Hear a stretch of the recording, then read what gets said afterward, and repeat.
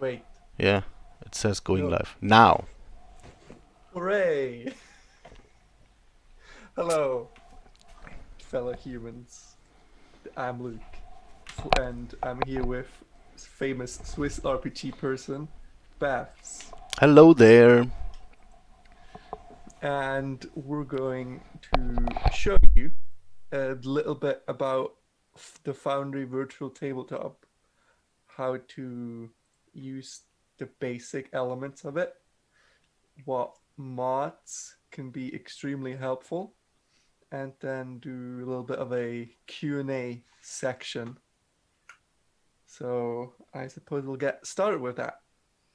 We'll assume you've got Foundry just installed, you have all your data files where you want them, and we're just going to go from this screen into creating a world. Well, firstly, you probably want to install a game system over here.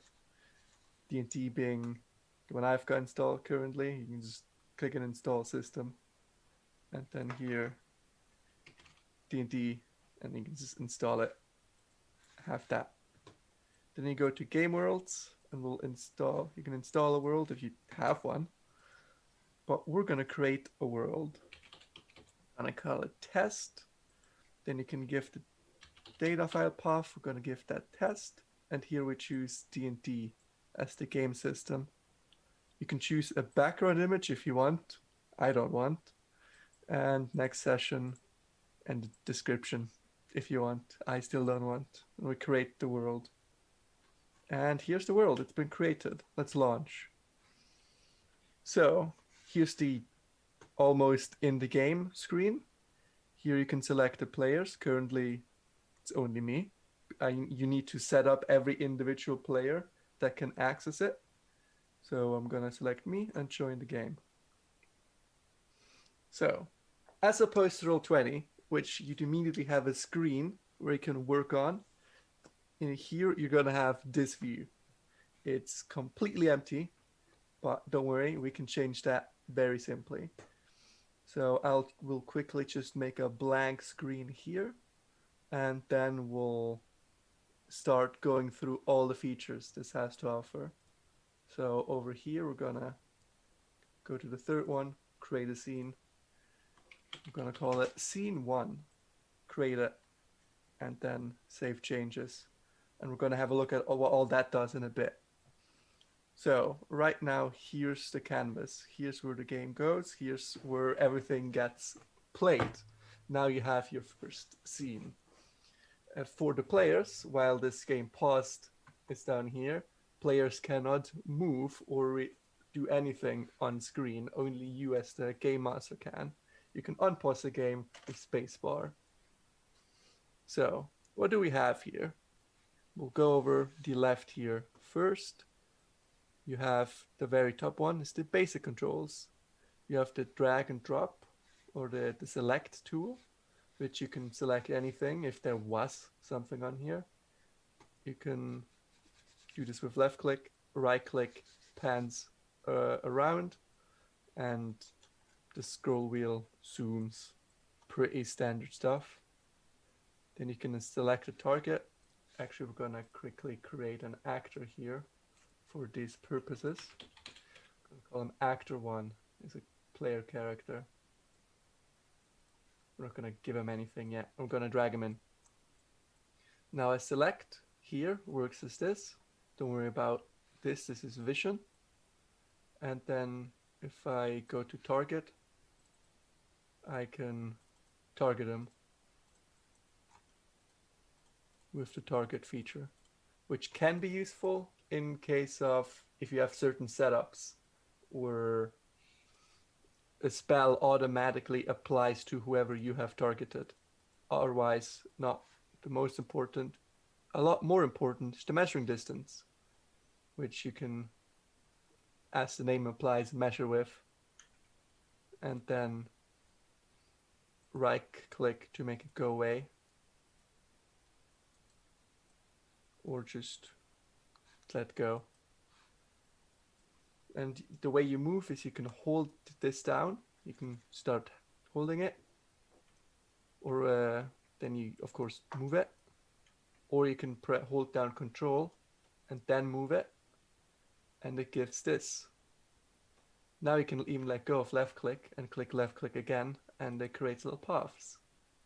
And when you now click spacebar, it moves along this path to where you want to go. And that's this top bit. Second bit, measurement controls. Ever throw it through a fireball but don't know how big the area is? Here you can simply use these templates to find that out. Just originating from him, you can draw it out, and let's say you want an area of 30 feet.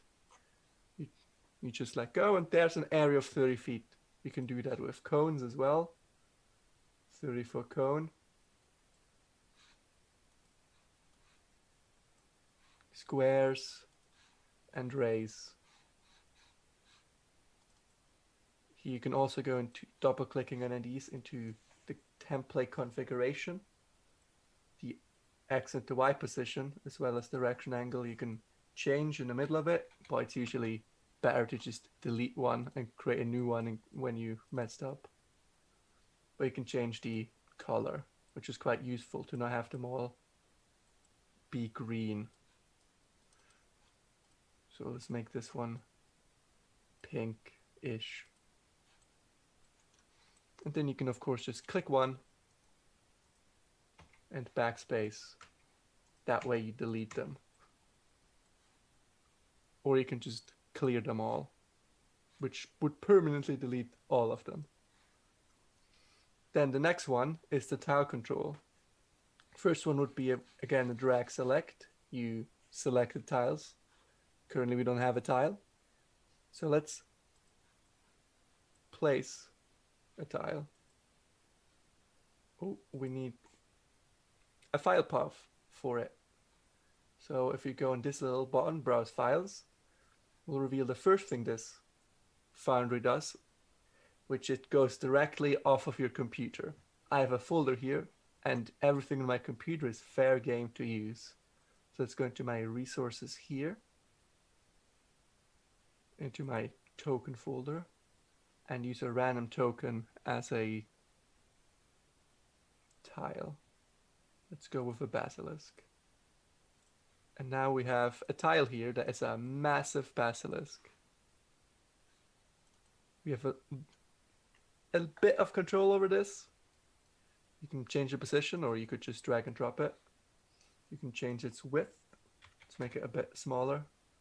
Let's make the height a bit smaller. Why not? And then rotate it 30 degrees. And now it's like that. This is usually used for more environmental things. If you want to have a map and then drag other things on top of that map. If you need to place a well or a door in a way that is visible on the map, then you could work with tiles. So you can have the tile browser, which is just also goes off of your computer. For instance, whatever that is. You can just drag it out. Oh. And it doesn't go onto screen. That's new.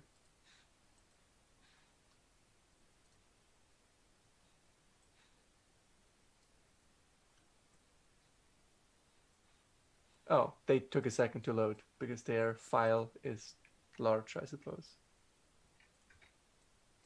But that's the tiles. Next is the drawing. Similar as to everything here, you have first a draw select to select your drawings. Then you have a rectangle. You can make a rectangle. You can make a circle. You can make some polygons. And of course, when you close it, it gets done.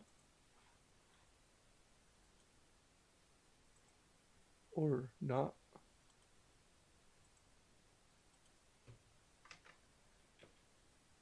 Really not this time.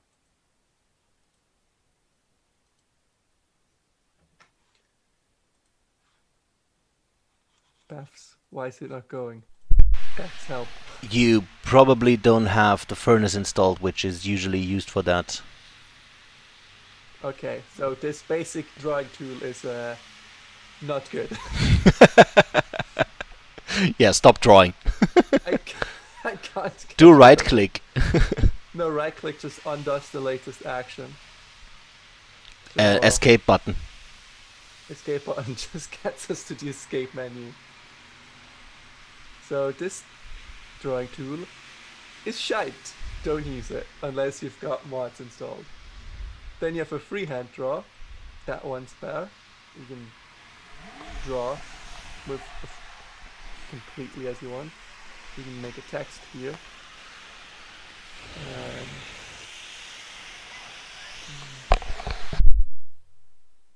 put text in. Hello world. Update drawing. And the default drawing configurations, which I'll get to in a bit, because all of these drawings you can double click as well and configure them in any shape or form with multiple tabs here. Position, width, height, rotation, again, set index, which I honestly don't know what that does, but it's not very useful. Line width, if you want to make it thick. Stroke color, any old color, change it. Opacity, if you want it to be seen less. And smoothing factor for more of these lines, where you can up the smoothing factor and you can see it becomes less smooth and more smooth. Then you can fill things in, of course, like this.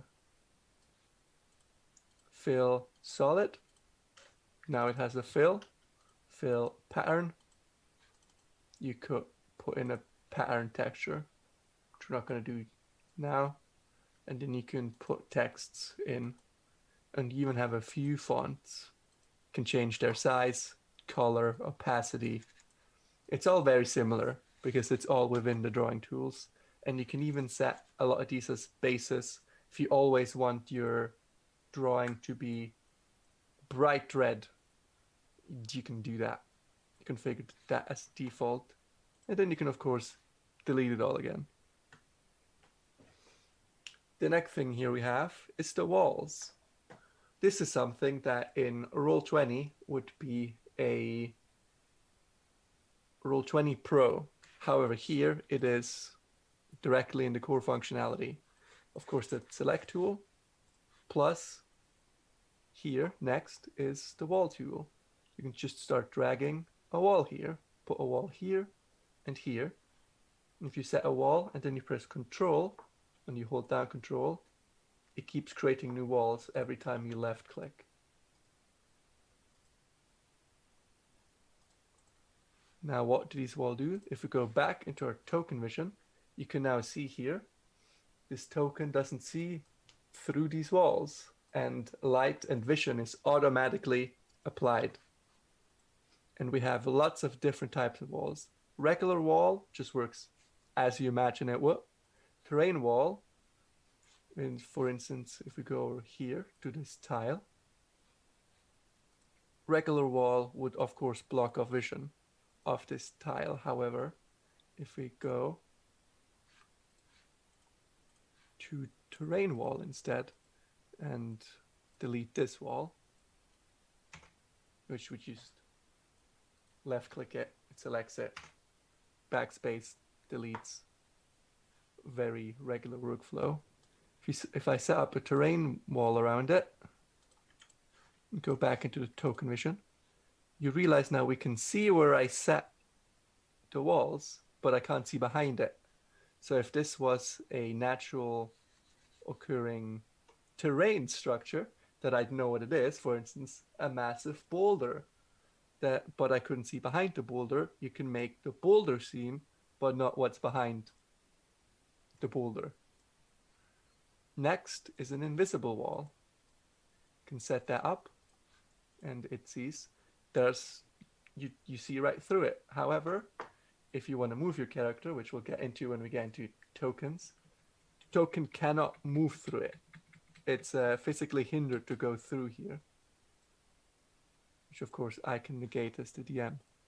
But this is opposed to the ethereal wall, which seems like a wall. However, you can walk through it. And the next one is a door. You can set up a door, and then you see here, there's a little door icon. And if we take our guy here, there's a door, currently a closed wall, but then we open it, and you see right through. The next one is secret doors. It's the same thing, except you don't see it. I, of course, see it because I'm the game master. But this would be a door that the players couldn't see. And then you can clone the most recent wall, which is useful because, as in everything in Foundry, if you select it and double click it, you have a lot more options again. You can have movement restrictions. You can have perception restrictions. This would, of course, be like the ethereal wall, where you can move through or not see through. And you can have it normal or none, or limited, which is usually just on one side. Same with wall direction. Which side can you see through and which side can you not see through? And then door. Is door? Pretty simple question. Is it a door? And door state, closed, open, or locked. You can lock doors, and then people can open them. And you hear an audio cue. And in chat, it sometimes displays, if a player tries it, has tried to open a door that is locked. You as a DM can right-click any door to lock or unlock it. And that's our wall section. I mean, you can force to snap to the grid, but that's optional. And I personally never use it because I don't need them to snap to grids. And then you can delete everything because that's always a good button. But you can always Control Z in this program to undo your mistakes. And there will be a lot of mistakes. Next one, lighting. You can draw up some lighting, and it automatically lights a scene, not going through walls, as you imagine light would. Here as well, you can double click it, and you have loads of things you can do here. You can make it, move it. You can see how the light works. Then you can see how bright it is, or just the area, which we've just put in at the very beginning like this. You can rotate it, and which currently doesn't do too much, but that's because it doesn't have an emission angle. Emission angle is in what direction does it go. So if we give it 20 degree, you can see it only goes that direction. And then we can rotate it. Now it goes that direction, this direction. Darkness threshold is set that certain lights are only visible when the scene itself has a certain darkness threshold, which we'll get to in a minute. So you can use it for if you transition a map from day to night, that suddenly all the lights go on. And you can, of course, make it a different color. Red, always good. You can see, you can make it super intense or really weak. And you can animate it as well. Torch for the sort of flickering effect. Pulse for a pulse. And you have many things. Black hole, chroma, pulsing wave. And you can make the speed quicker, slower, super intense, not as intense. Lots of things to play here with. Then you can transition to daylight,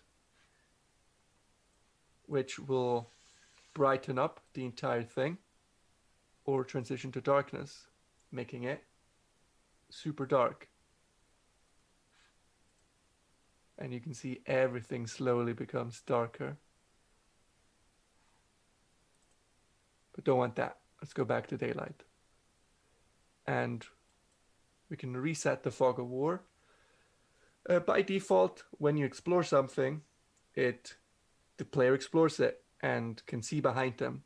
If you test out something or you want it to disappear, for instance, right now, if I click on this token, you can see how I've explored these areas. If I reset fog of war and I go back to my token, I can only see this area. All this, where I used to be, I no longer see. The next is an ambient sound controls. It's just if you have ambient sounds, you can drag them in here or clear them. So you can put a sound here. I don't actually have sounds to test this with, but then it'd be if you're within this radius, you would hear the certain sound. And if you're outside the radius, you wouldn't hear the sound. And the last one are just journal notes. This is for, there were journals on here, you could toggle them, but that's not too important for most games. So that's your tools here on the left. Down here, you could drag in things from your character sheet. Let's say if our actor has a feature, action, new feat.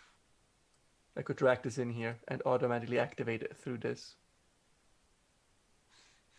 Of course, currently it's not a thing that does anything. So, but it's useful in case your warlock wants to permanently use Eldritch Blast instead of always opening sheet, finding Eldritch Blast, clicking Eldritch Blast. You can just drag it down and have it in a quick bar. Then bottom left here you have your players. This is, you can configure them, which will, you can give them an avatar, again directly from your computer. Give them a color. I drew with green. I can change that, and I could select characters. Don't currently have characters on here. And then that's that. So let's go into where more of the interesting stuff happens, which is over here. First things first, let's just look at the chat. This is the chat. It works for all intents and purposes basically like Roll20. You can /roll d20 and actor 1 has rolled a d20. Pretty standard stuff. You can roll this publicly. You can roll it privately to a GM roll. You can do a blind GM roll, which means the GM will know what you've rolled, but you won't. And self-roll, which means it'll only roll for you and no one else. You can export this chat log in case there's super important information that you do not want to lose. You can clear it. And this works exactly the same way. So you can roll 15d31 plus 46. There. That comes up constantly in my games. Next is the combat tracker. This is for initiative. You can start an encounter here, and then everyone can start rolling initiative. Or if you right click on an actor and click here, toggle combat state, they would automatically get added, and then you can roll for them. However, if a player rolls without you having put one in here, they're rolling initiative into the void and nothing happens. So you need to set up an encounter before players can roll initiative. You can roll for everyone in this list. You can roll for just your NPCs, so the GM controlled characters that are designated as non-players. You can reset initiative, so they have to roll again. We can have some light combat tracker things here. You can see what you can see in here. For instance, don't want to see any currency. How much gold do they have on them? Very important. And then you can skip defeated. So if someone is marked as defeated with this little button, they automatically get skipped over. And you can also hide them in here. Sometimes you want to have more enemies in your combat tracker than the players see. You can toggle their visibility here, or mark them as defeated, like so. Next thing, scenes directory. Now we're getting into the more important bits of how to set up your scene. Now we're going to create a new scene and look at all the good stuff you can actually do. We'll create scene 2. So this is where your magic of scenery happens. First of all, accessibility. What does that mean? This means who can access this page freely. Usually you want that only to be you, but if you have, for instance, a world map that everyone could look at because they're part of the world, usually, you can put it on all players. So any player could move to that scene from the current scene, and just they would be on that scene. Navigation name, in case you want a different name for the navigation. Then background image. Again, browse files, works directly off of your computer, and we can go here into my big backlog of maps. We'll just select a random maps, DF44, sounds good to me. Select file, and then save changes. This will change the underlying dimensions as Foundry tries to place the grid around your map. So you have to say yes. And we have to, of course, activate it. You can activate a scene. Here, right-click View Scene. Activate will move all the players on that. I'll get to that in a second. Or you can go up here. You can just click it and we're moving over. And here we are. This is the map we'll try things out on. So back to that scene. Right-click, Configure. We have scene dimensions. How big is the scene? How many grids? Then padding. How much of these extra bits out here get displayed? Should be important that if a token for some reason falls off of this padding into this gray area, it is lost. It cannot be interacted with again. It is just kind of gone. We can try that quickly by moving my actor into the edge of this padding. I can click it. That's fine. But now if I go configure it and move the padding down, yes, you see now there's no padding, and this actually got automatically used. Must have been an update. Useful update, so you don't lose your tokens outside the scene. Then you can, of course, the background. Let me quickly get there. One important thing is when you adjust the padding in a scene after you started to draw your walls and set up all your tokens and all that stuff, changing the padding moves everything around on the map. So it's very much recommended that you do the padding as the first thing that you do on every map. Yes, your entire scene, your entire wall setup and tile setup can be completely messed up if you change the padding. So do with cautions. And so background color. Now we have this nice red that will make everyone go blind so they won't see how bad our content is.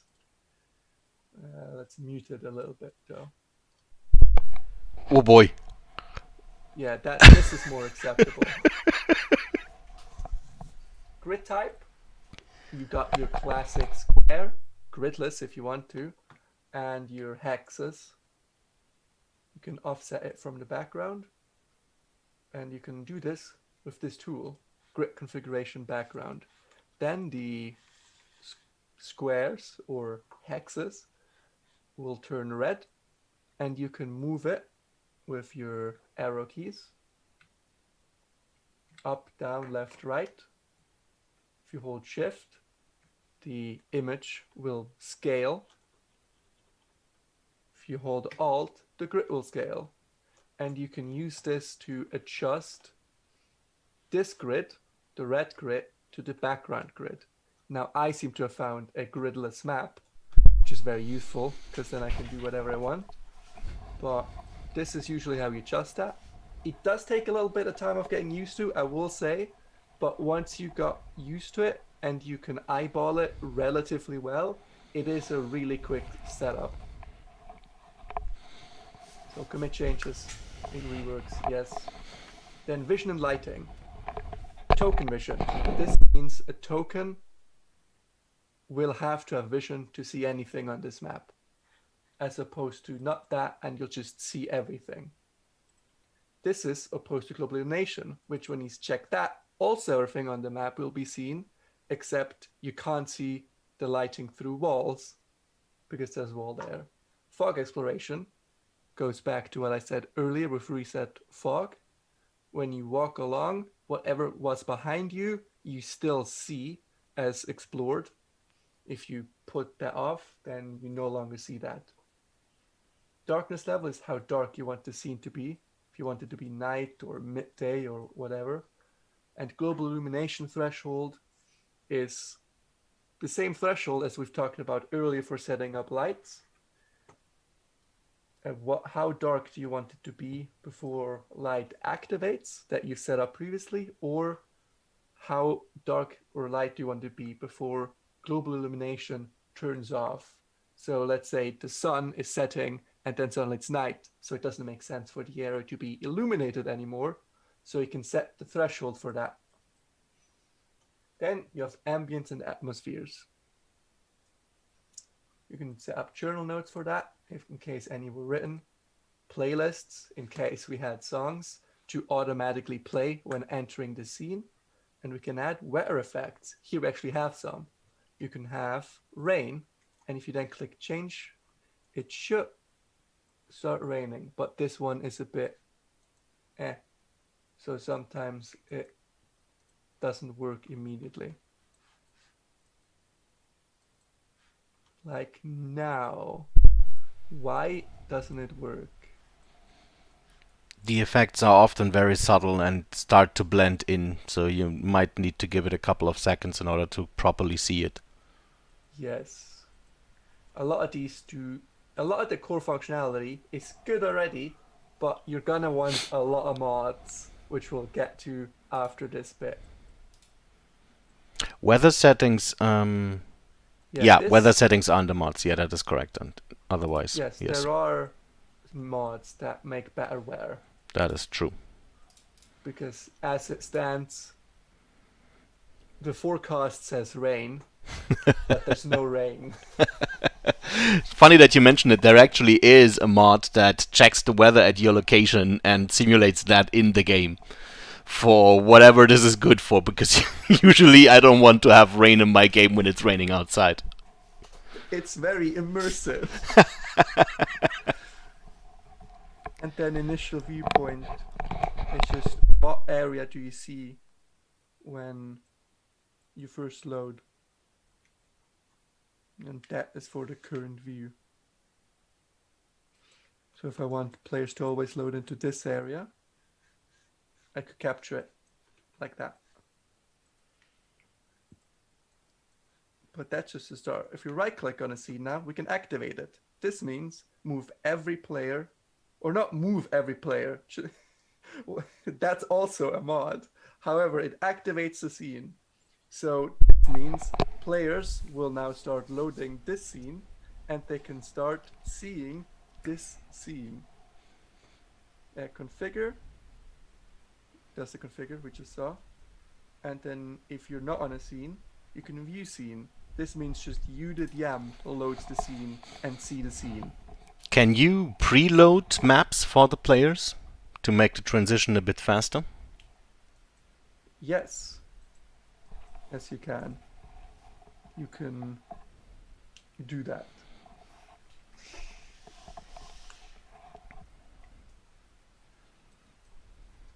That should be one of the options. Not sure where though. You can make new thumbnail. You can make, if this thumbnail isn't sufficient, you can make a new one.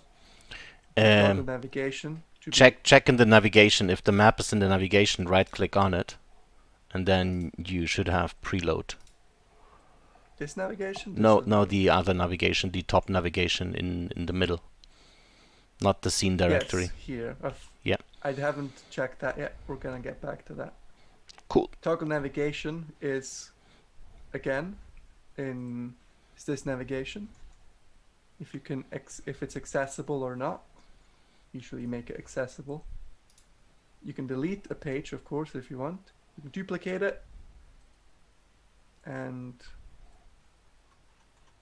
I believe what makes it special, as opposed to Roll20, is that it actually duplicates everything in the scene, which is amazing.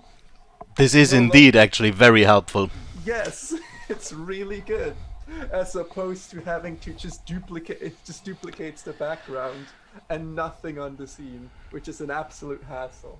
I have to mention that, and I normally don't do that because it's a bit of blaming one tool for the other, but on Roll20 you actually have to have the Pro Plus subscription in order to be able to export entire scenes, including the actors, and then import them back into your game to get a one-to-one copy of it. It's very troublesome and costs extra money, which is of course a bit Yes. However, Foundry does actually cost right off the bat. Singular purchase and a lot of value for it. But regardless, it does cost you a subscription. Yeah, but those comparisons have been done by several other YouTubers already, and I mean, it's at the end of the day, it's simple math. You can do it for yourself. Yes. So yes, as he just mentioned, you can actually export an entire scene into a file that you can then import into another file. If you have a really intricate setup and you need that page for another game, just export, import, done. Now we're getting to the top here. You can right click this, and similar as the previous one, you can activate it. Here you don't have view, because here you just click on it and then you automatically view it. And also, something I've realized, and I don't know why that is, copies don't show on the overhead scenes if you're not on them. Why? Just a thing. Configure, you can go back to the configuration. Here this is the design decision behind that is that your navigation bar gets not cluttered with copies of copies and for copies. Yes, but it will get cluttered anyway. Yeah, depending on how your workflow is, but that is completely up to the specific user. Yes, then you can preload the scene, which was Bass was talking about. So it's the player renders the page in the background without getting onto it, so that when they do get onto it, it's very quick. Then you can be toggle navigation again. This is make all of this disappear.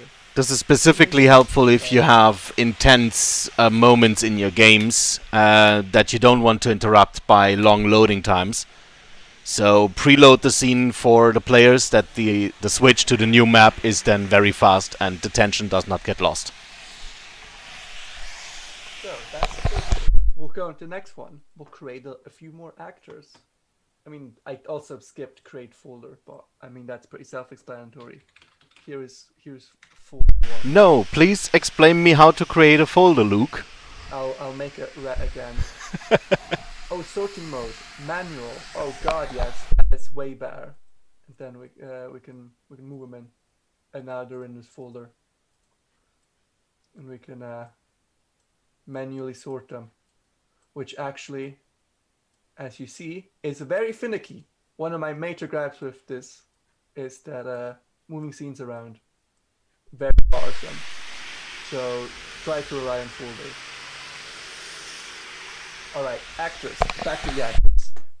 We're creating an actor here. We'll make it a player character this time, and we'll name him Baths. And we'll get Baths into this in a bit. Yay! So we're creating this actor, and here's the default character sheet. This has all the features. I'm not going to set up a full character, but it has all the hallmarks. Like here, roll an ability check, roll it advantage, and then it rolls it into the chat. We'll make a death save, which I cannot do because alright, with 0 hit points, roll me a death save. Normal. 14 success. Then I can add things like exhaustion, all of the good stuff. And I can also double click this and directly go to my image browser and throw image in here again. So I'll go to my token folder. That's what you want to be. A hag, a drow, an elf, a human. I, for context of today, want to be a drow. Alright, put in a drow. Pick any of these drows. Stop. This one. This one? Yeah. Drow 7. Sure. Select file. That's fast now. And now it's automatically applied. And now the token is like that. And if you go to your sheet, you can change the sheet in case you have other types of sheets enabled, which we currently don't because you need to install them. We can go to the prototype token, which means whatever happens here applies to all newly dragged in tokens.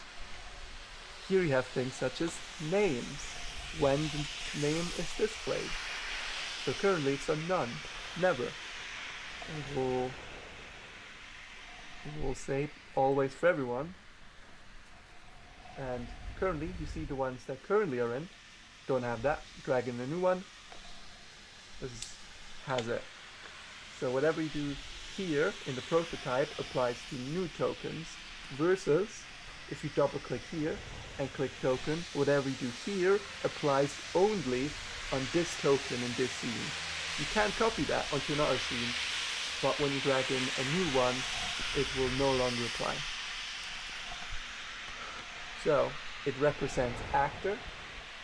So who is this? Is this me or is this that? This could be anything over here. We can link this data to the sheet, and we can see if this character is neutral, friendly, or hostile.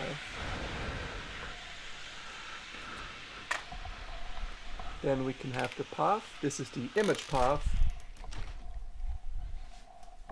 on where the file is. If that ever gets deleted, eventually this will revert back to this.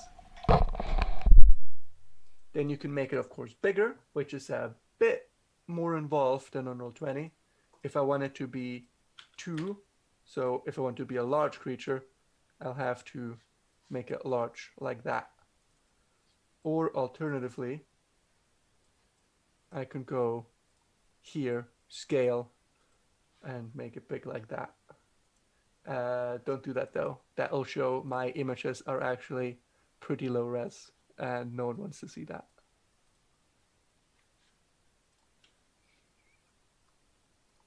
Then you have mirror. You can mirror the image either way. Then you can give it a tint, the classic red. Then you can position it, but that's usually better with drag and drop. Elevation, which can be useful if you do play with elevation. You can give walls elevation and then yourself elevation. And if you're higher than the wall, you see over the wall, things like that. Rotation, if you want to rotate it by 12 degrees. And then lock rotation, because if you don't do that, you can hold shift and you can rotate it with the mouse wheel. Lock rotation, that will obviously no longer be the case. Then vision. Every token has to have vision. At least every player character, if they want to see something in your scenes. You can give them dim vision. So this is if we set up a few, we don't have to even. If I make, let's see, if we consider this and we take off global illumination, you can now see dim illumination 30 gets me this far. If we go bright vision 30, it gets a bit brighter. This is of course based on how dark the actual area is. So if we took the darkness level way up,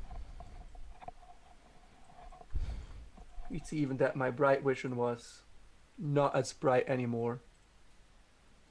And if I took that away,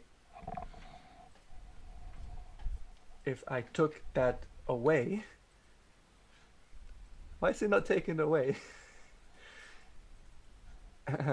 If I took that away, there we go. It's a lot darker.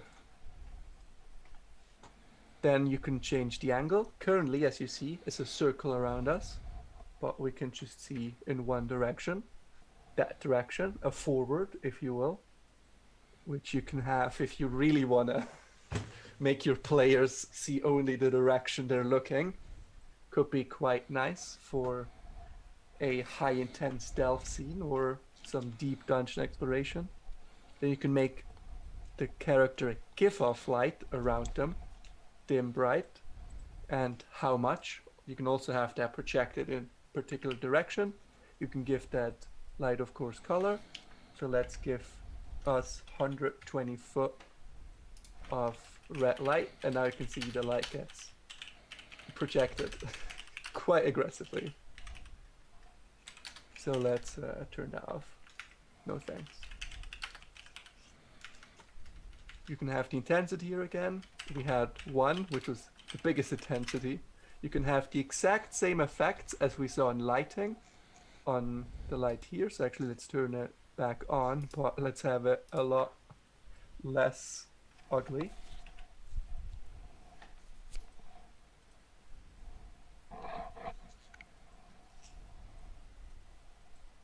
Here you can see a little bit of a shimmer. It's good enough. And we can give that a pulsating effect again, just for the extra bits. As well as speed and intensity, same as we saw last time. Resources, you can have bars on your character that display health and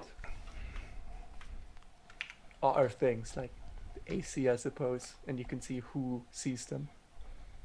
Hovered by anyone, so anyone hovers over your character, they would see your health, for instance. See attributes HP. No, what I put in here? Hovered. Let's say always for everyone. And now this bar here. We put it to 10.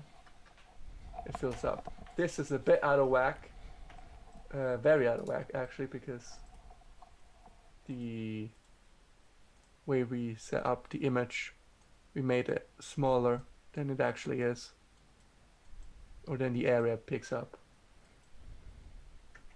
But here we are, and this is how I turn around. Same with shift and scroll wheel.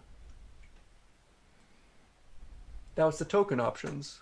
That's what you can do to set up tokens.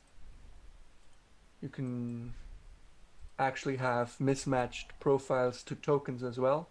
If you change the token here, or if you change the prototype token now, it doesn't automatically update this picture. If you update this picture now, it doesn't automatically update the image here either.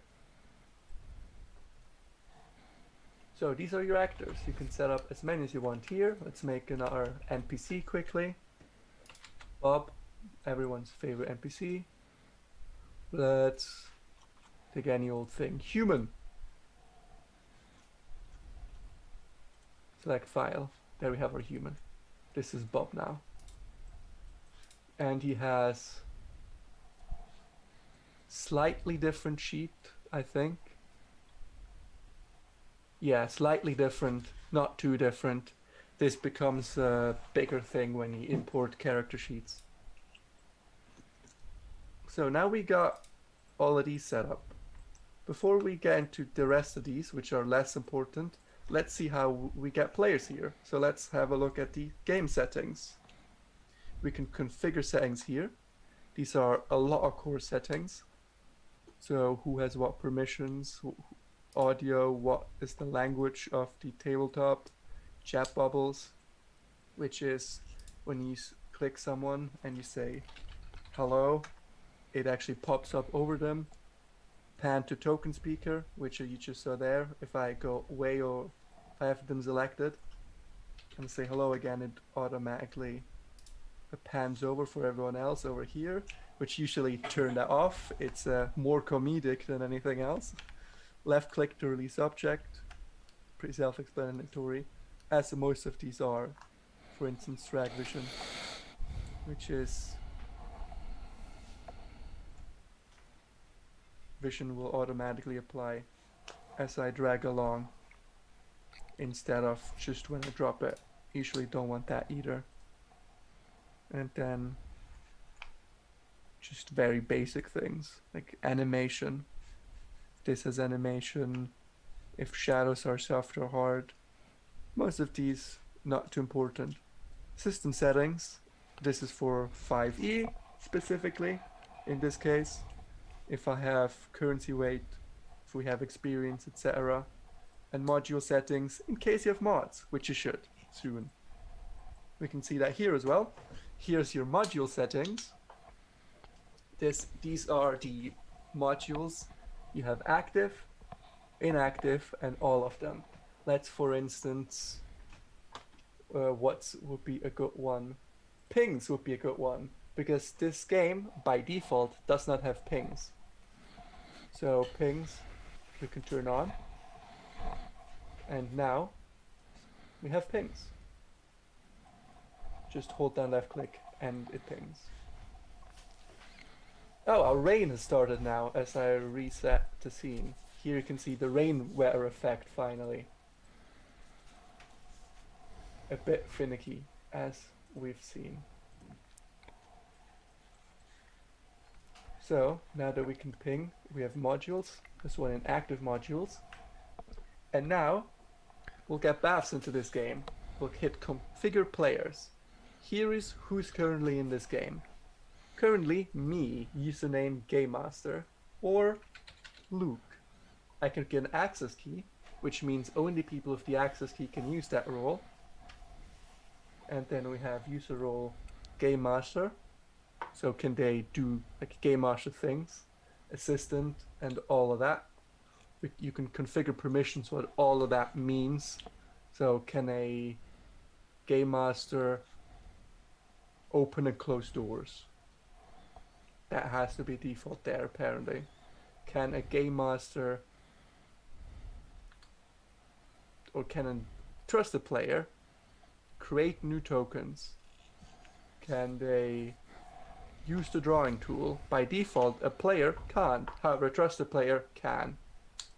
And here you can create an additional user, player 2, or in this case, baths. With access key, baths, or nothing.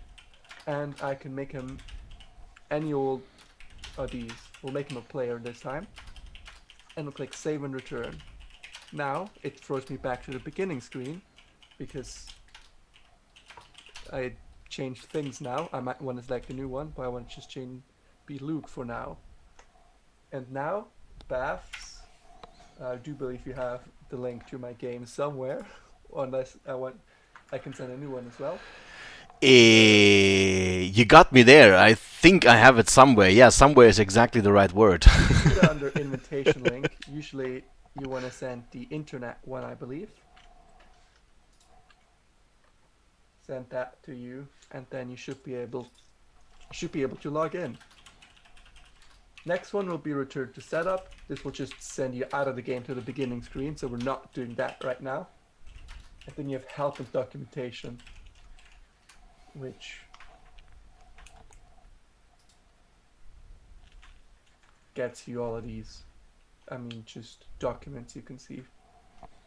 Then invitation links as we just had, and log out, just hard log out.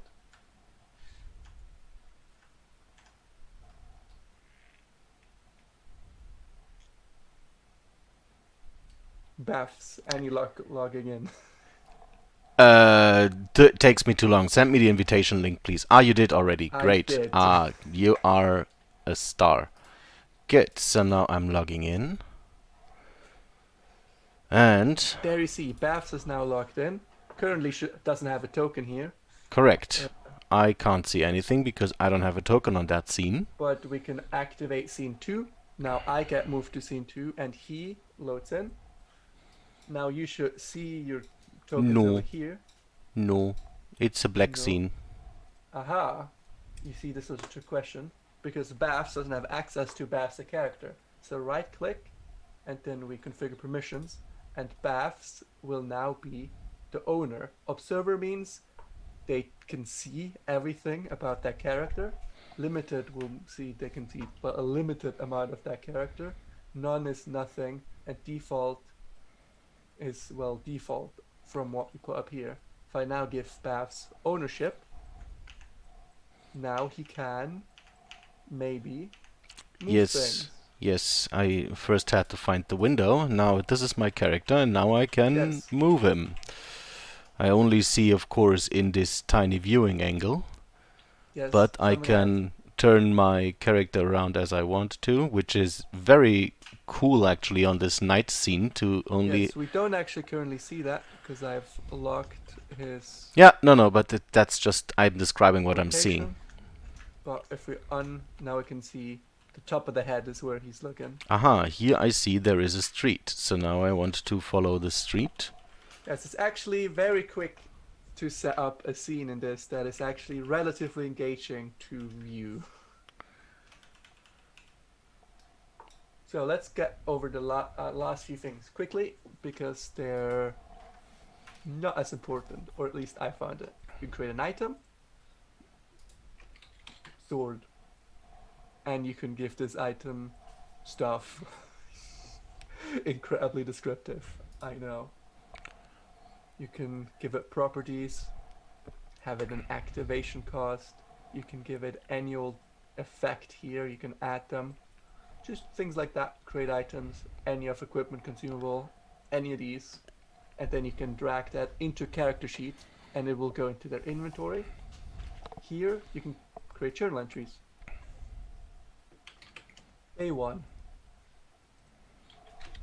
Day was a good day. And now you have a journal entry. It's pretty self-explanatory. You can embed images, you can put text in, and you can click show that to players. And now all players should see it. Yes, me for example, I can see it now. Yes, it automatically appeared on his screen. Next thing here is I can create a table. This is for rollable tables. I will not get into those too much. But you can put different things into here and then randomly roll on this table. So you can even roll formula and do a little bit of macroing, I suppose, in here. More scripting than macroing, yes, but I mean Yes. that's your roll formula. For example, if you want to have a table with 100 different results, then your roll table formula is roll 1d100. And then you need to, of course, put 100 different results in that, which you're probably not going to do at this time right now. So maybe roll a d2.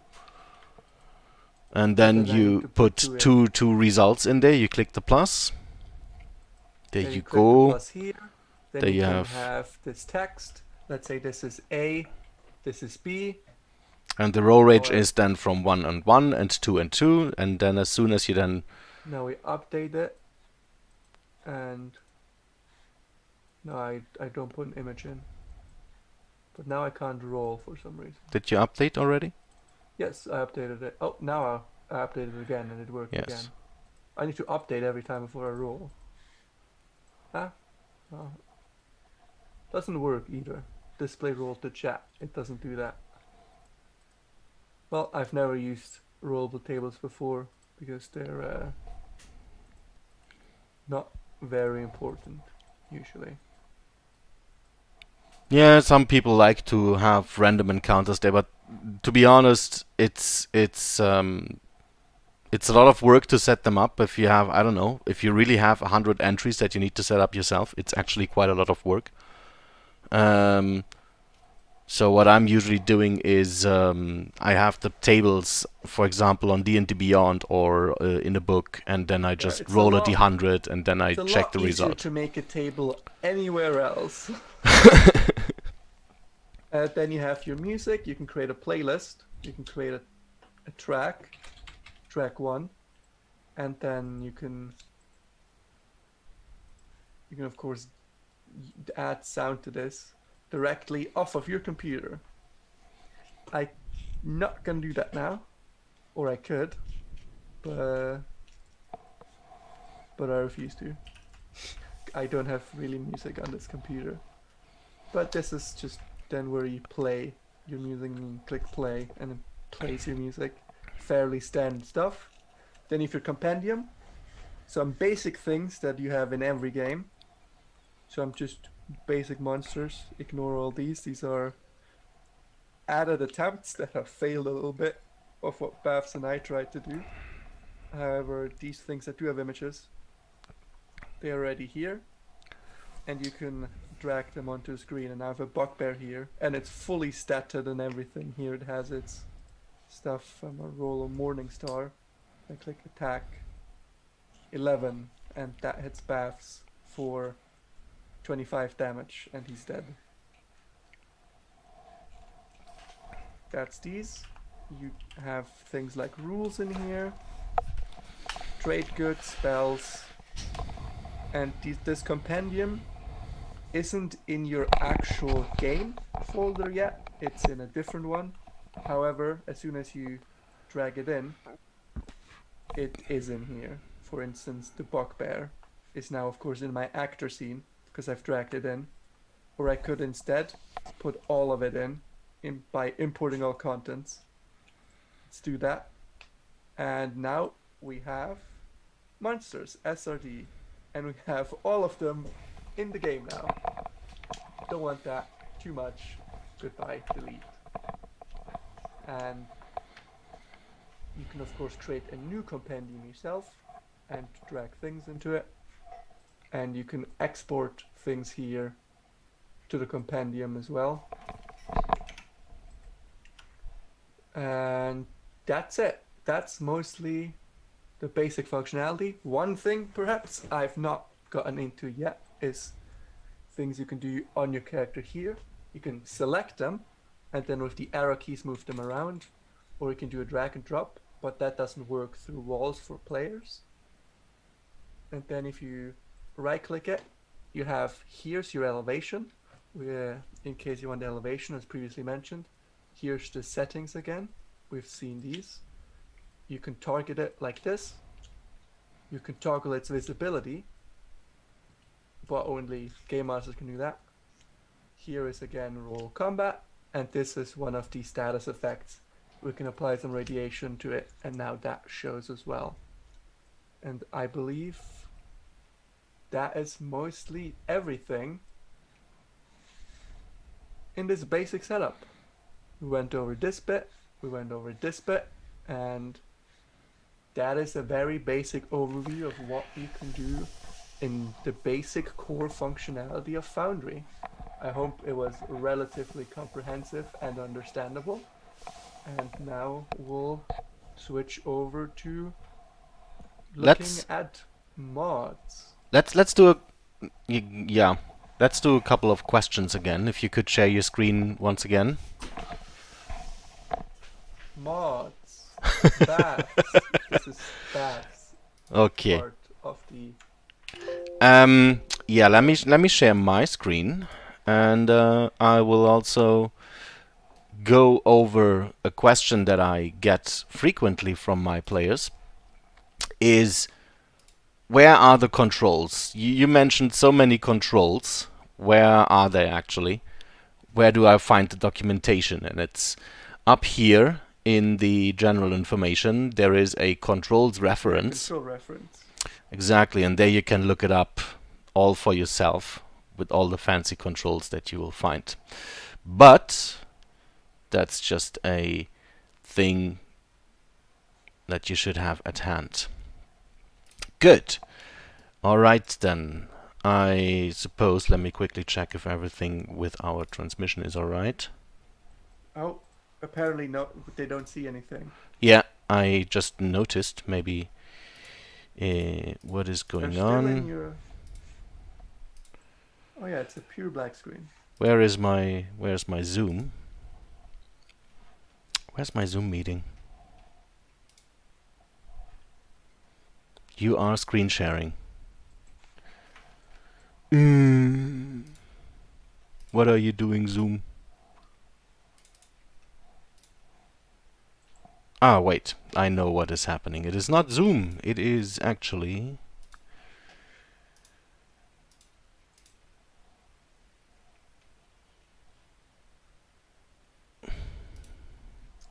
We'll take this time for a word from our sponsors, SwissRPG.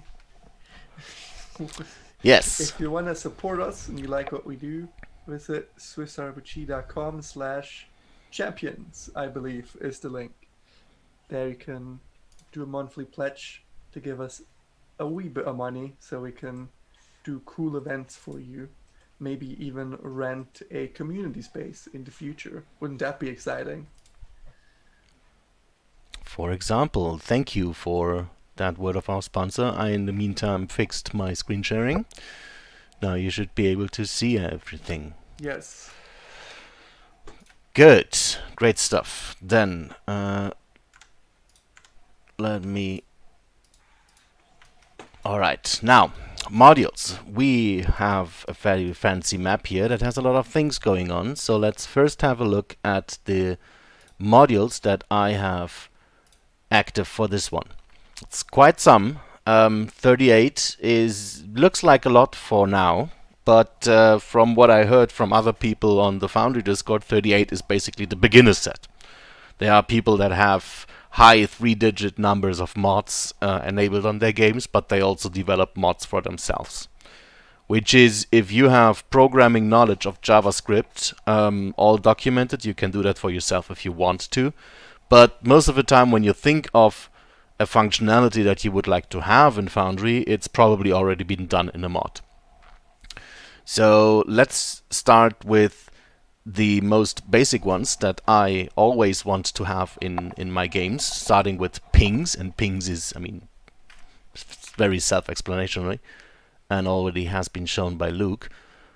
And pings also has some settings. So you can look here, for example, and then define what kind of mouse button you want to press for the ping, and what kind of combination you want for a screen moving ping. So for example, you can do a normal ping here by holding the left mouse button for a couple of milliseconds, but you can also do a shift ping as a game master and then move the scene for all players to that shift ping that you just did. So if you want to have your players focused on a specific part, then just do a shift ping and the map automatically moves for everyone.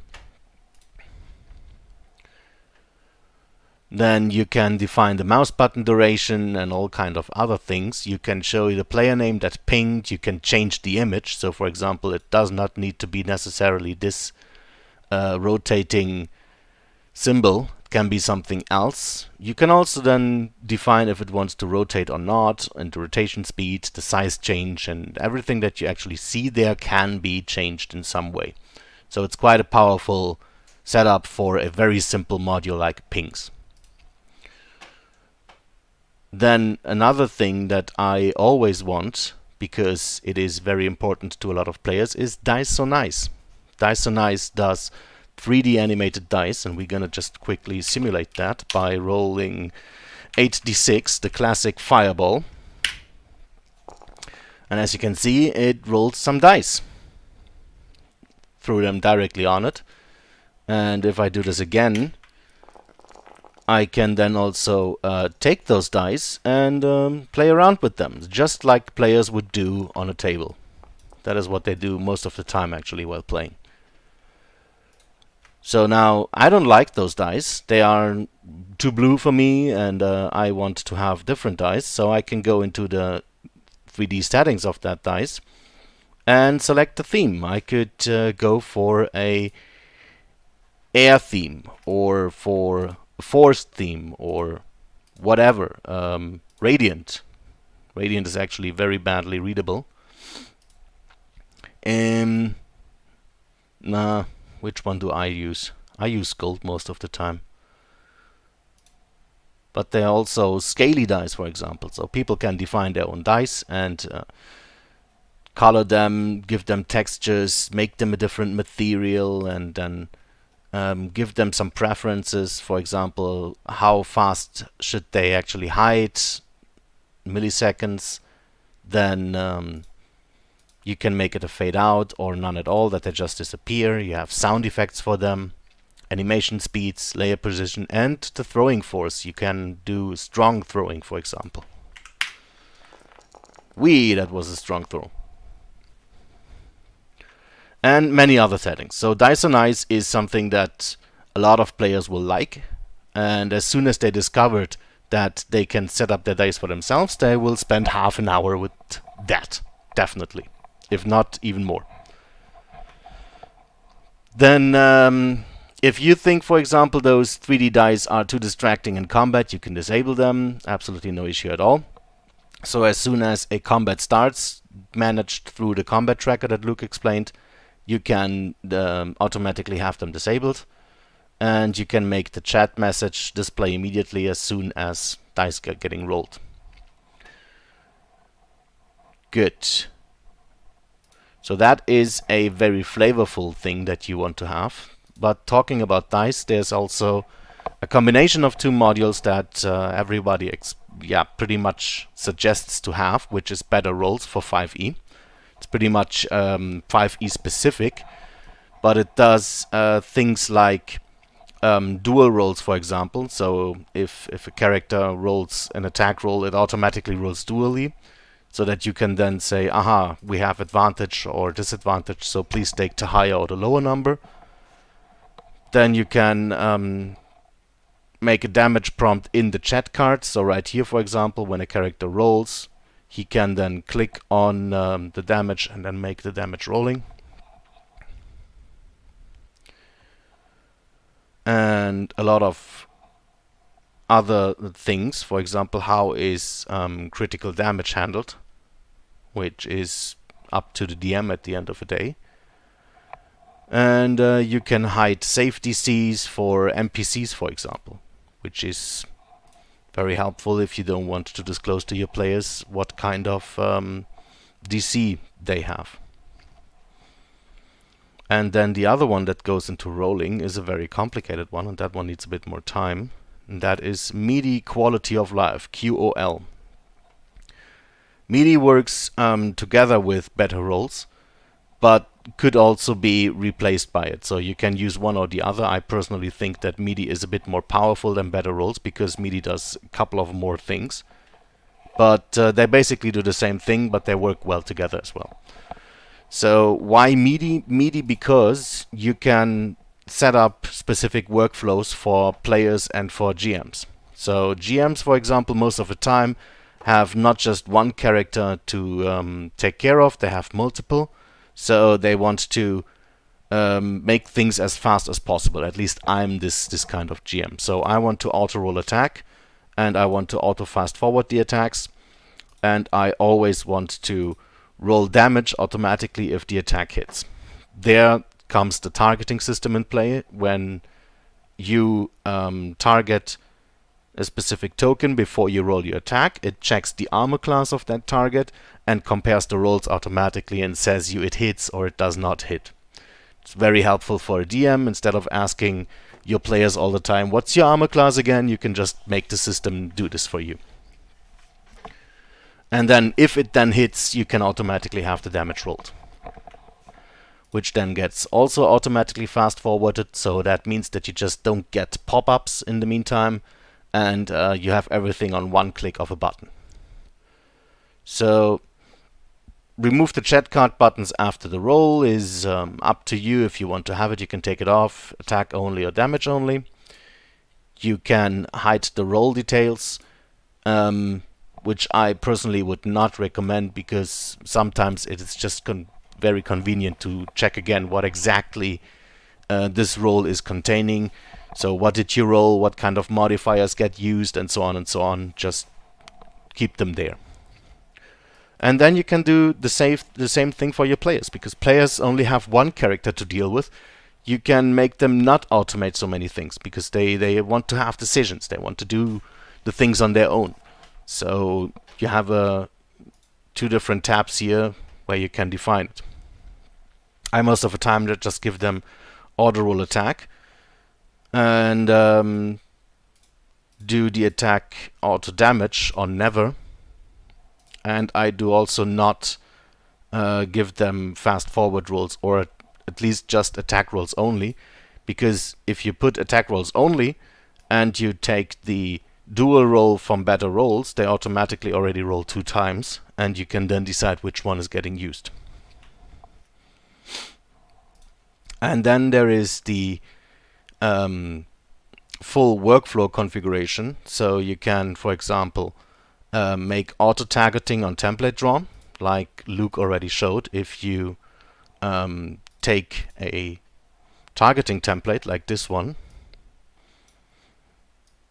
then you can make it auto-target tokens. So let's say this is our fireball here, and if there would be a donkey now in those tables, it would be automatically targeted by the spell.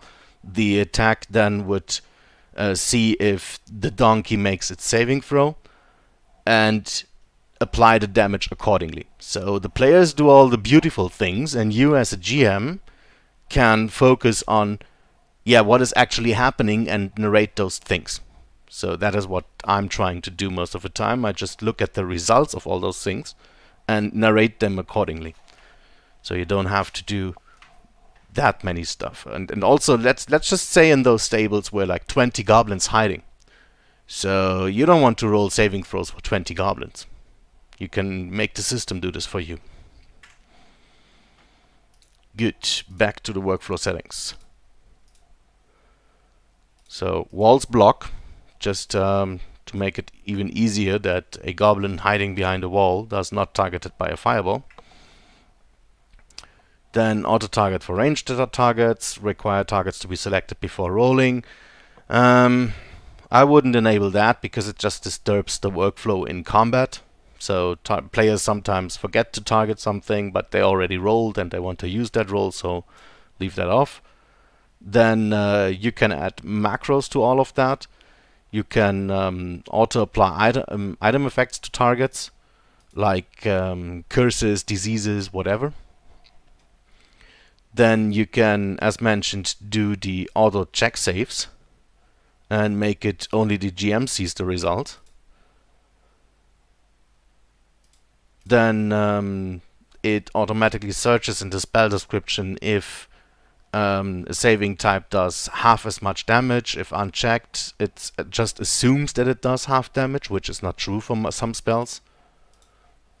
And then you have the default multiplier that you don't need to touch. And then you can also prompt players to roll saves, for example.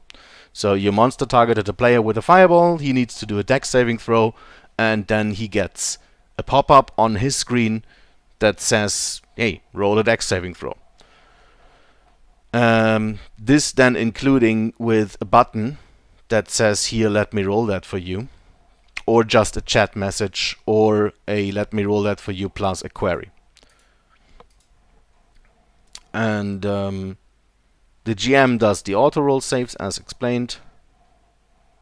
Then you can apply damage immunities, for example, if monsters are immune to poison damage, which very commonly happens, then you can just make the system check for poison damage. If the weapon is poisoned and the target is immune to poison, it's not getting the damage applied to its token. And many other things that you can then set there in the workflow.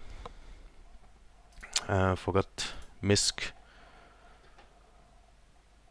So here you can even define more stuff. You can merge rolls to one card to just save space on the chat. You can make some rolling statistics if you want to, which then gets saved to a file. And you can see what gets rolled on average, which is I never seen any use case for this, but it's just there. And then you have the enable speed item rolls, which then will use the control or command alt and shift keys. And you can then say, okay, advantage is with alt, disadvantage is with control or command, and criticals is then with also alt, and versatile with something else. You can then start to define the ability and skill checks speed rolls. Then you can add some custom sounds. You can, for example, do something that is called a hype track. So whenever in combat, for example, a specific character's turn started, you can then just play some kind of hype track that makes it then very heroic when this character is doing stuff. Or on potion use, you can just use some kind of bubbling sound or whatever, depending, of course, if you actually have some kind of sounds there. And you can then define them here, what happens and which sounds getting used. Then there are some optional ones, which are mostly experimental. But if you enable them, you can do even more D&D related things on this one here. For example, incapacitated actors can't make attacks. The system just then prevents this actor from doing attacks. And hidden or invisible attackers have advantage on attacks automatically. So it tries to make your life as a dungeon master as easy as possible, which is the reason why it's called quality of life. And I very much recommend to go through the settings of this one and configure then the game to your liking. Let me quickly check if we have questions. No, we don't. Good. Alright. So then you can again define how critical rolls will be defined. The D&D 5e default, base and max only, max critical dice, max all dice, double dice value. And it's up to you what to use there. You can just, use your home ruling there and make it work. Then you have the option to do drag and drop targeting. So if you have stuff going on down here, if you have your skills in the action bars, you can just take that, drag it on a target, and make it then roll the attack, target the token automatically, and do everything for you depending on how you want to work. Makes it a bit video gamey, but that's up to the player actually. If they want to use it like that, then you can enable it and then give them the freedom to use it. You can then do colored border messages on the chat, borders only, borders name and text, and border name and background, which I found makes the chat a bit colorful, rainbowy to say the least. So I'm personally not using it, but also up to you. And then untarget at end of turn. I'd would say yes. Untarget all at end of turn so that the players don't have to go into the targeting UI again and unselect targets and select new targets and all that stuff. So as soon as the turn ends for the player, the target gets unselected automatically so that they can then on the new turn adapt to the new situation and select a new target. Then if they have owned hidden tokens, it's experimental right now. It might work, might not work. I personally have not seen a use case for this so far, so I leave it disabled. And enable debug. If you ever have a problem with that and the developer asks you to enable it, then you can do it there. So, good. So those were the boring modules. Let's actually look at some nice ones. For example, multi-level tokens. This will be definitely your new favorite module.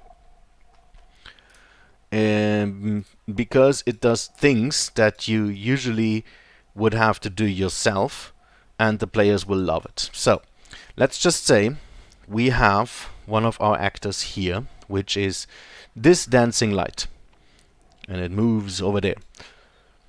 And we just encountered a tavern. But we actually don't want to go to a tavern. We want to go to a blacksmith.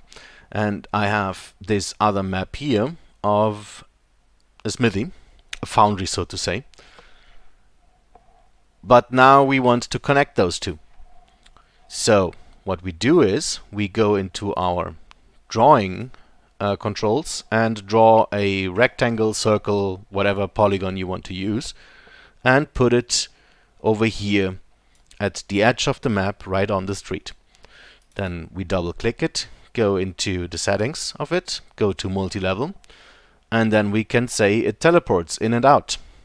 And it's then the way to the forge. Let's just call it forge. Snap to grid, yes, no, it's not really important. And that's actually all we need to do. We update this, and then we copy with Ctrl+C, just as you normally do this, standard workflow.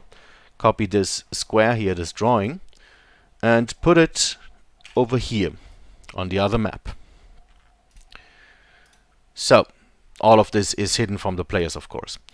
So now, we are here in the tavern, and now our dancing light decides that he wants to follow this road there to go to the forge, to the blacksmith. As you can see, it disappeared as I moved it on this square. It disappeared immediately and appears here on this map.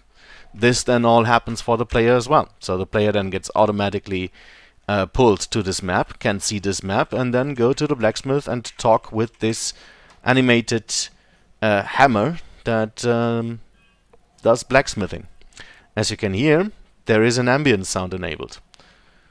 Just going back to the quick explanation there of Luke. So what you can do there is you can have a sound that in this case here does blacksmithing. It's a local sound compared to a global sound, so it's not hearable on the entire map.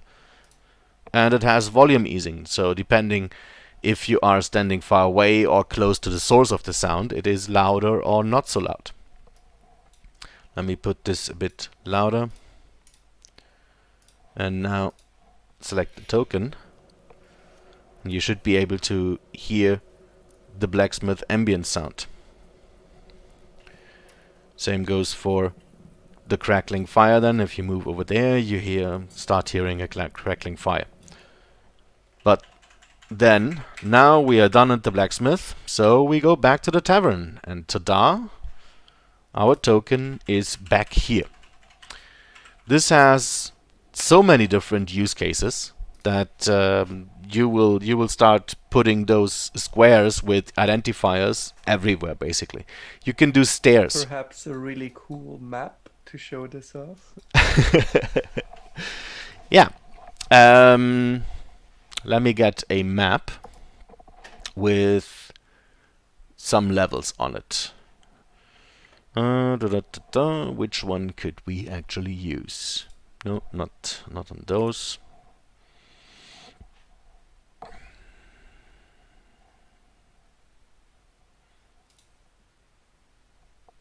Let's have a look at this one. No, this one is actually also just a single level boat. I was hoping for boat to have multi-level. Ghost ship. You not have a pre-prepared map that you could show off? I actually do have a let's take one of my pre-prepared maps and show you what a messy game actually looks like. So, return to setup. Let's load Mad Mage.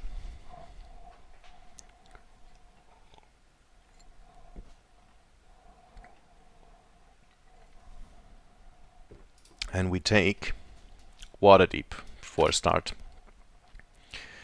So, Waterdeep here is status, as you can see, is just a city map. But here what I did is I put one of those teleport drawings under the yawning portal. So as soon as the player draw their tokens there, they end up here in the yawning portal, right there where I did the other thing. So they can just go there. Let's take good old Skriana and let her explore Waterdeep. Bam, she's gone. And she's here now, as you can see. And then now,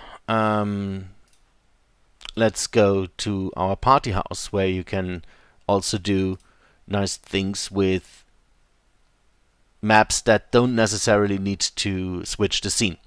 So this map here, for example, has multiple levels. It has stairs here and stairs there, and it's a 2-story building. So you actually don't need to drag the token then from one level to the other. The players can just walk there themselves. So, as you can see, upstairs, downstairs, upstairs, downstairs, upstairs, downstairs. Or exit, and then exit puts Skriana, big map, puts Skriana right outside of the house.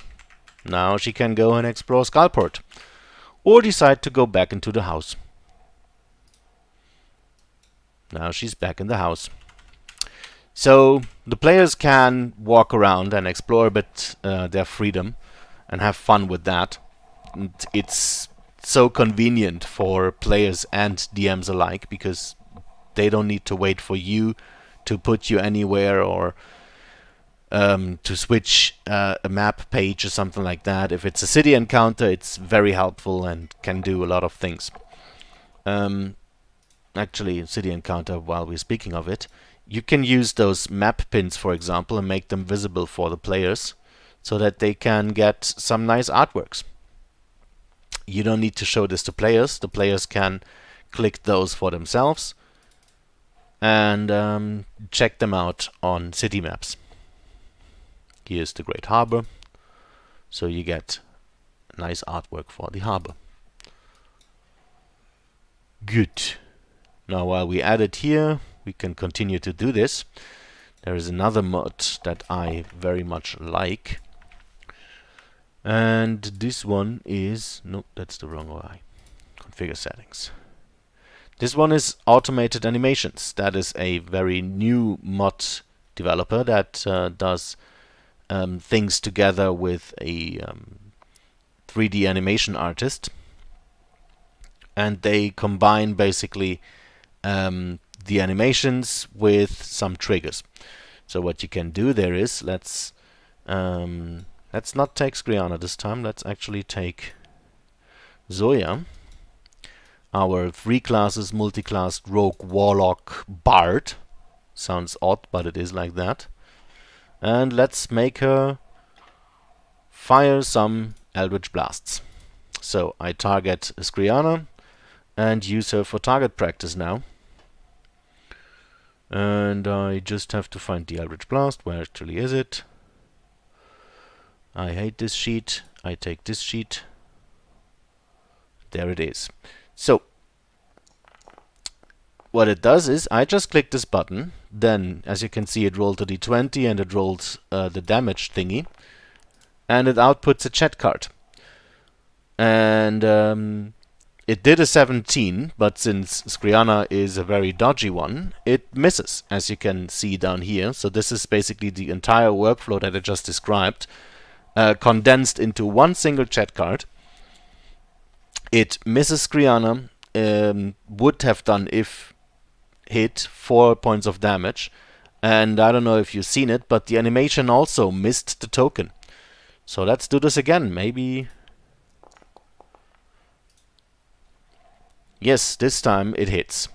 So, since Skriana was concentrating on something and she took damage now, she was also prompted to do a concentration check.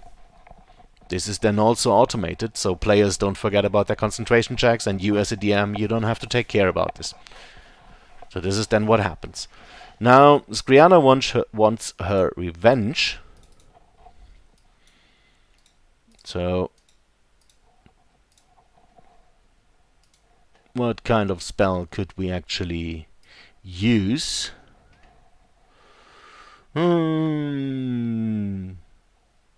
Let's give it a... Where's your Frostbolt? It's a cantrip. There. Ray of Frost. So, Skriana uses Ray of Frost. Misses. So again, misses again. And now Zoya got hit, and Zoya was also concentrating on something.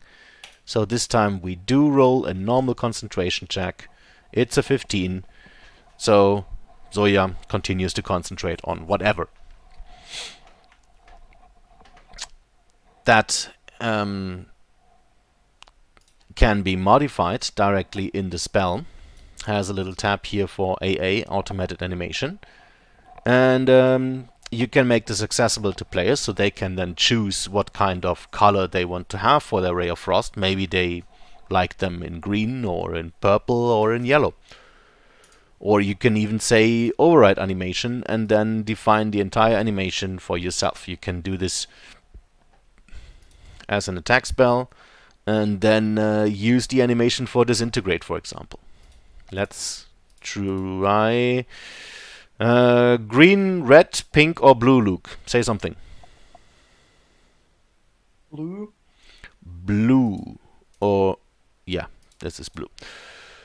Alright, let's try a blue disintegrate now on Zoya, which is actually still a Ray of Frost. As you can see, the animation changed and is missing and missing and missing. Now it hit Zoya, and it did a small little effect on the token as well and started to burn it. This then is done by another different mod that works with that, and it is Token FX. But that is all just flavor and fluff. But it is very nice flavor and fluff. I like my fluff. Then, what else is very important? Combat Utility Belt enables this concentration automation, for example. And also enables some more conditions. As you can see here. Oh, no, that was the combat state. Sorry, we're not in combat. As you can see here, there are different symbols for the conditions. They are sorted in a different way, and we have a couple of D&D specific conditions in here as well. This is what Combat Utility Belt does. You can then also in the settings set up new conditions to appear here. They don't do anything, they're just there and have a symbol so that the token can use that symbol. So if you have some homebrew conditions in it, then feel free to modify this. It just has the Mighty Summoner feat. Then it would automatically check to see if the token owner of a neutral actor also owns an actor with the Mighty Summoner feat, and then automatically calculates and adds new HP formula and rolls HP for the token on the canvas drop. Sounds complicated, but if a Mighty Summoner summons, I don't know, an imp, the imp would have more HP, and then as soon as this imp gets dropped as a token on the canvas, it would have a different HP roll. So this module would do this as well. Good. Now, then, yes. One of the important modules for UD&D players specifically is an import mod. And there are at least 3 different ones that all do the same thing, but in a different way, so you need to decide which one works best for you. And I personally use this one here, the Beyond 20 Importer. The Beyond 20 Importer does, first of all, to the sheet, add this D&D Beyond button over here. So you click that, and now we get to the interesting part. So what you do there is you copy paste the D&D Beyond character URL that links directly to your character sheet, and then you tick the items that you want to import, which is basically everything. And when you're satisfied with that, you just click Start Import, and it pulls the complete character from D&D Beyond into Foundry and creates then this sheet here and populates all those values for you. There are advanced settings in it where you can say you want to update existing items or not update existing items. Those others down here are probably disappearing in the next updates. Then you can define how active effects will be set up, which is then very useful for characters that have feats and all that things going on. So, for example, for spell bonuses, movement, senses, hit points, and immunities, whatever. And then you can make the module as well update back to D&D Beyond in not really real time, but it just is a couple of seconds. So all of those things that you check here will get updated back to D&D Beyond as soon as you change something on the character sheet. So whatever you change here, like hit points and all that stuff, will then change on the D&D Beyond character sheet as well. You can, of course, disable this or not. So this is a very important module if you're playing D&D. Good. Let me quickly check for questions. No questions. Great. Alright, then let's get back.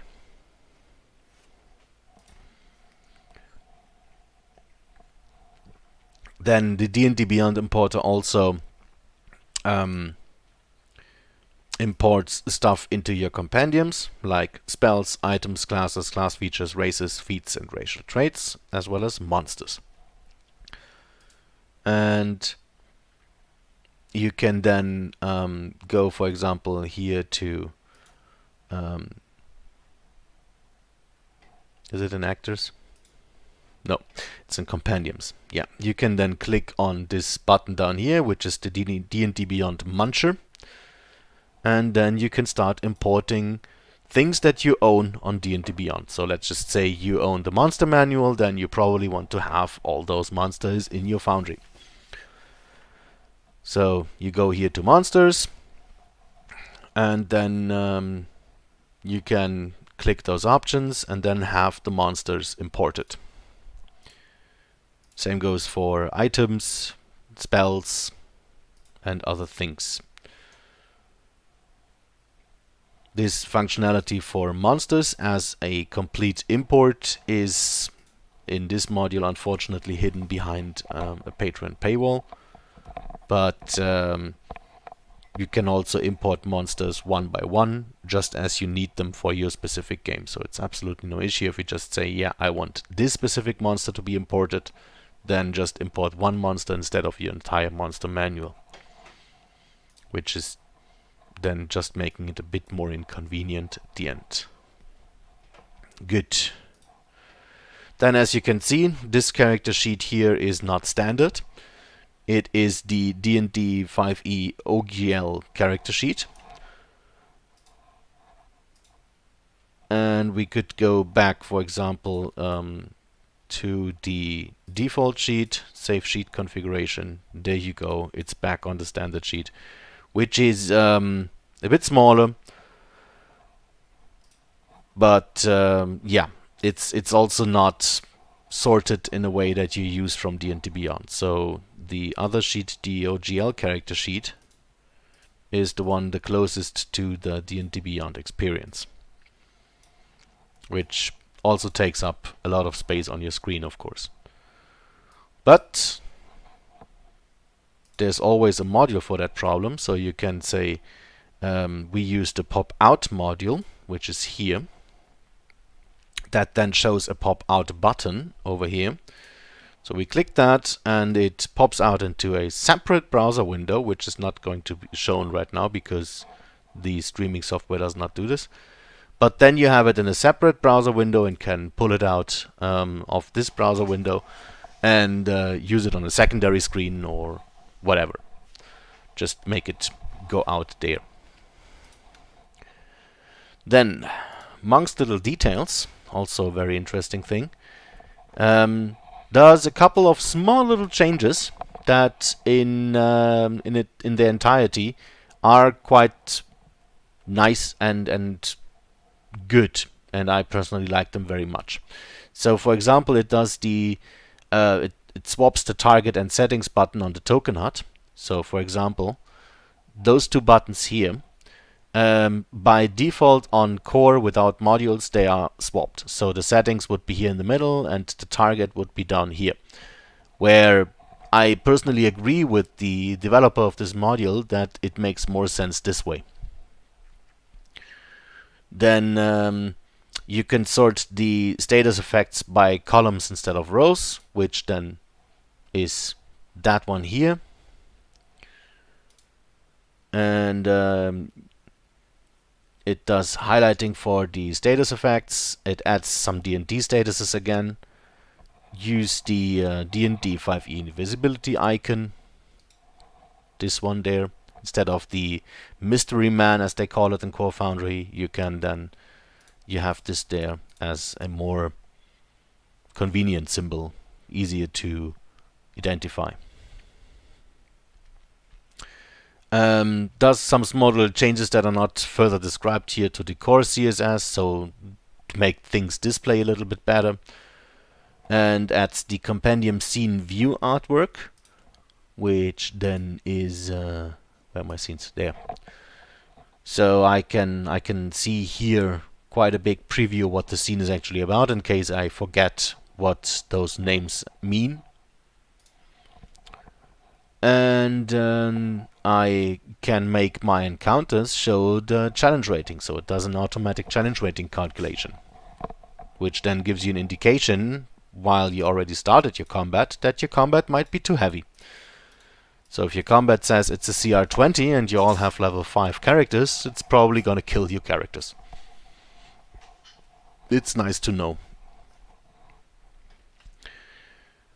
Then you can automatically make the pop at combat dialog pop out. By default, you have all of this here. If you right click on that fist, it would pop out into a separate window, which you then also, thanks to the pop out module, can pop out again. It's a lot of popping. And then move it out to somewhere. If you close it, it's not lost, it's still there. You just right click again over there with the fist. And this module here then does this pop out for everyone as soon as the combat starts. So as soon as you hit this button there, it then makes this little window here pop out for all of the players.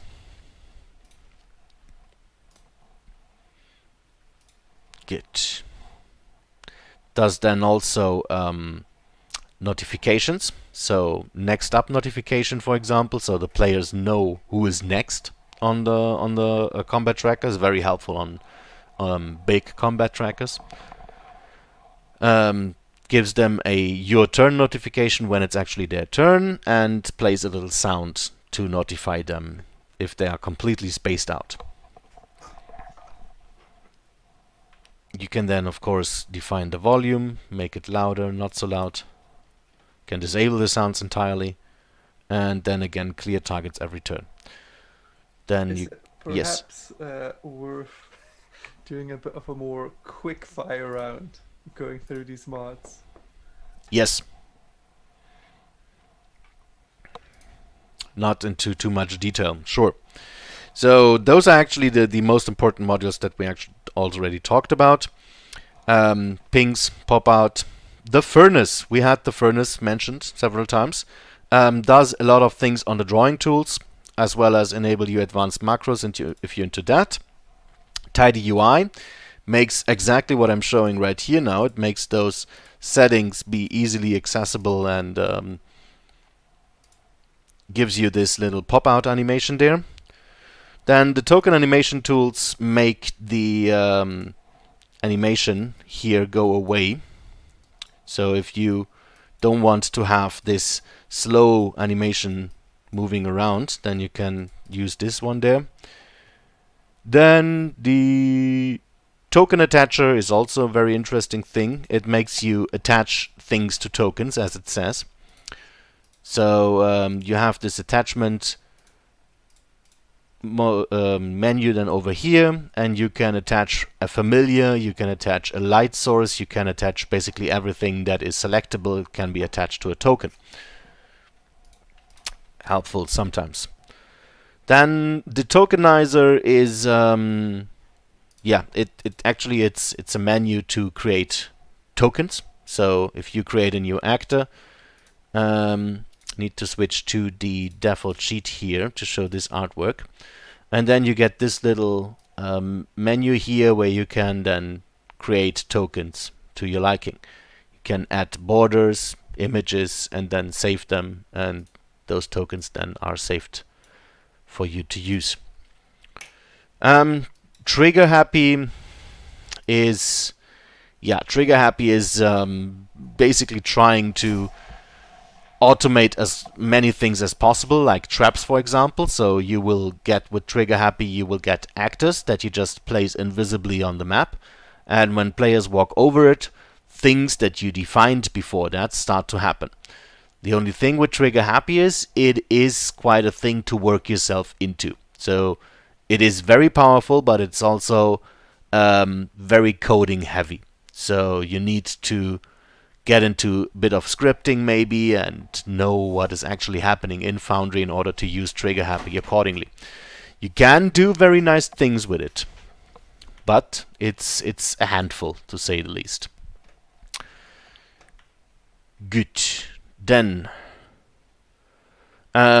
you can define looting and item containers.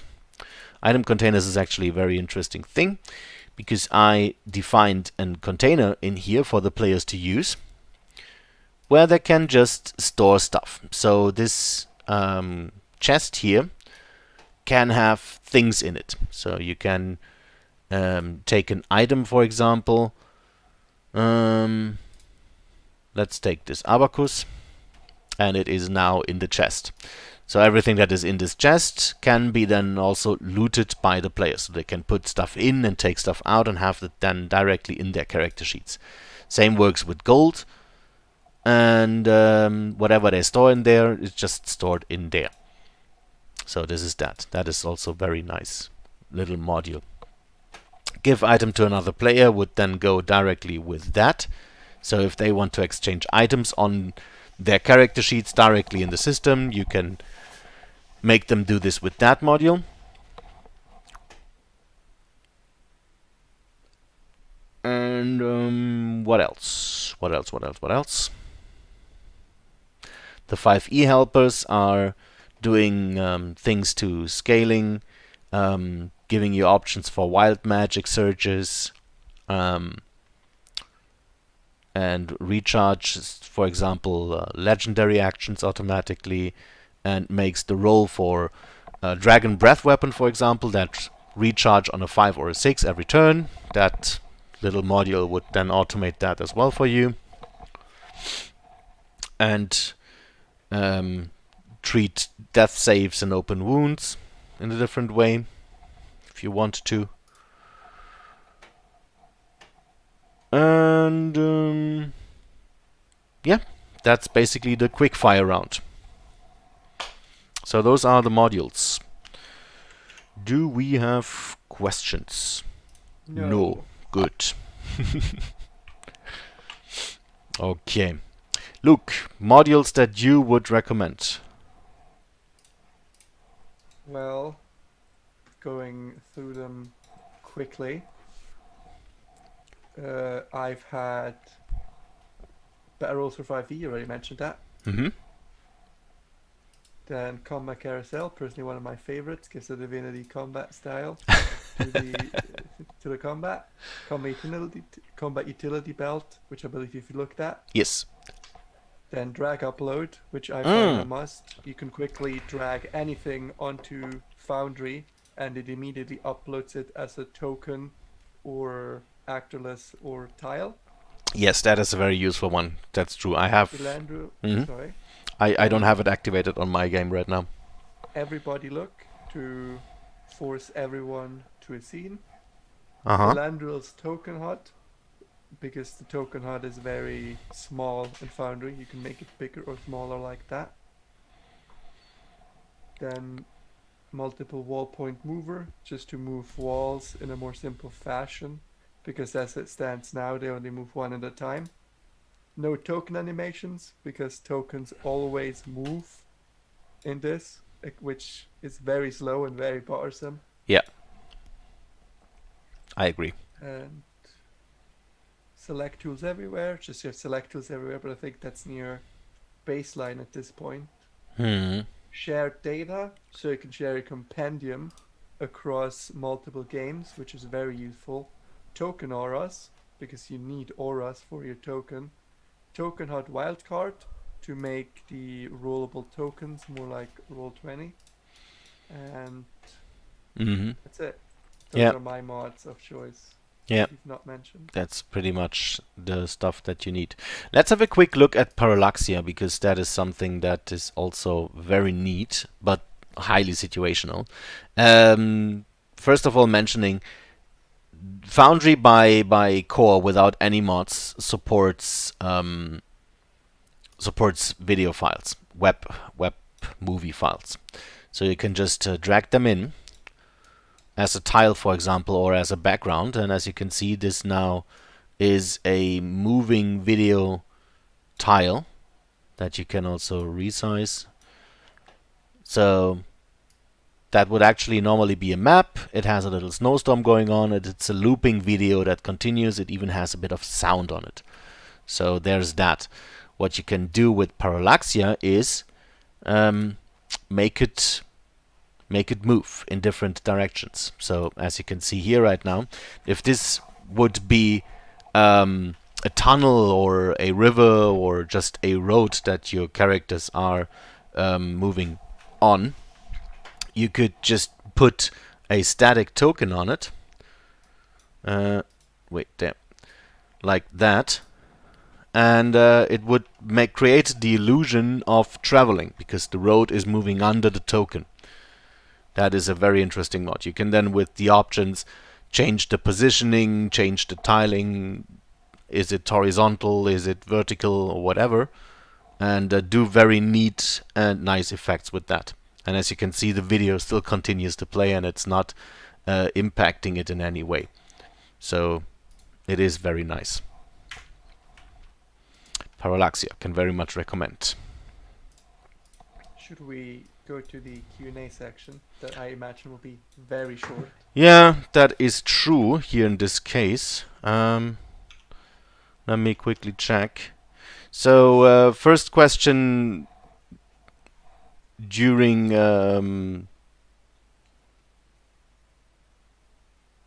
your part of the stream was about secret doors.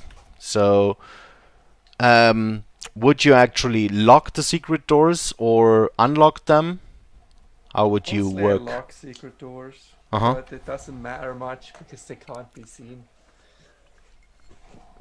Right, that is exactly the thing. So you can, what you can do is with secret doors, you could lock them, and as soon as the players discover them, make them visible, but still have them locked so that they have to figure out a way how to unlock them. So that would be one use case of locking them.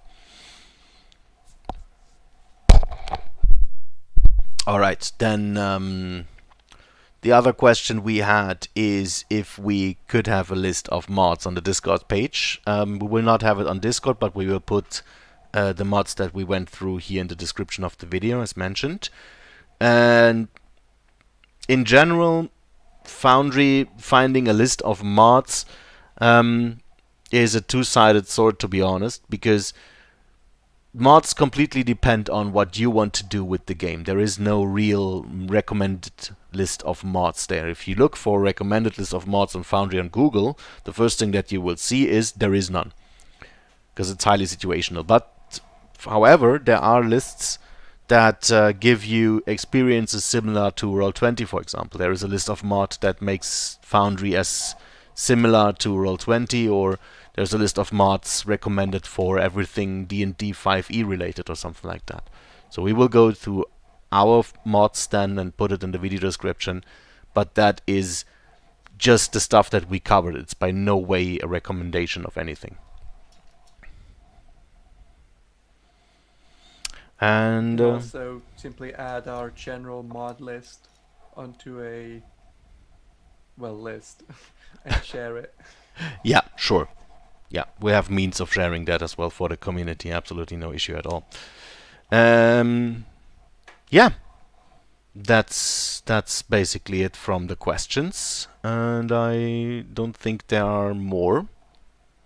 So, do you have more questions, Luke? No. Good. Then I'd say this was a brief and short overview of Foundry, and I thank everyone for watching, and hope to see, hear, and read you soon. Goodbye. Goodbye.